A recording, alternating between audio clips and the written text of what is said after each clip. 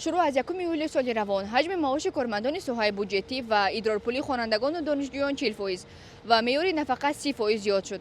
فرمان مربوطه از جانب رئیس جمهوری تاجیکستان در پیام آخر به مجلس عالی کشور صدا داده بود. این تغییرات به حیات مردم چه تاثیر میرساند و تا کجا مفید است؟ از ساکنان پرسیدیم.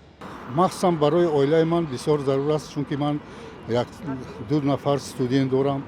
برای دانش آنها را مکمل کردن و تغییر کردن آنها تاثیر مثبت میرساند و در عائله‌ام این خیلی مهم است. زیاد کردن معاش همه ساله. معاش معلومه لیکن خیلی ایدگاه خطر شاید پسندود مونه. یک عدم مزدور با فکر همش مصرف میشه. که بزرگ نمیشه و بزرگ روکا نمیرسه با دورو میرسه. Если пенсию повышают, они должны повышать пенсию от той, которую мы получаем, а не от той, которая фиксирована 200 сомон. И, может быть, они сейчас так сделают, то что эти их 30%? Это всего сколько будет сомон-то? 45, что ли? Да, примерно столько.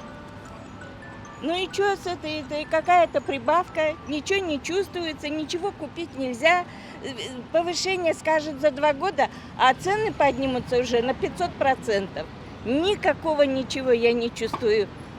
Прибавки никакой и никакого удовлетворения. اضافه همون معاش به فکر شما با چی صرف کرده میتونید؟ چی خرید میکنید با اضافهش؟ اون قدر بلند نمیشه که اضافه اگه چیزا پرداخت کنی قبول.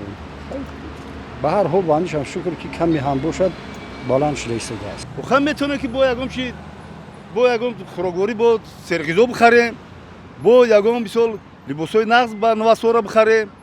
خیلی همین خیلی بود وقتی که پیشرفت کردیم باید نفقه ها هم باید پول هم باید همین وای چیرم سطح زندگی مردم هم باید بالان شه.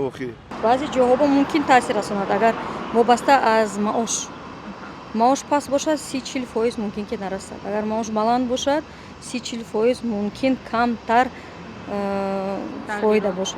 Если как бы брать за основу, то денег их в принципе никогда не хватает. Это нормальная закономерная как бы такая тенденция.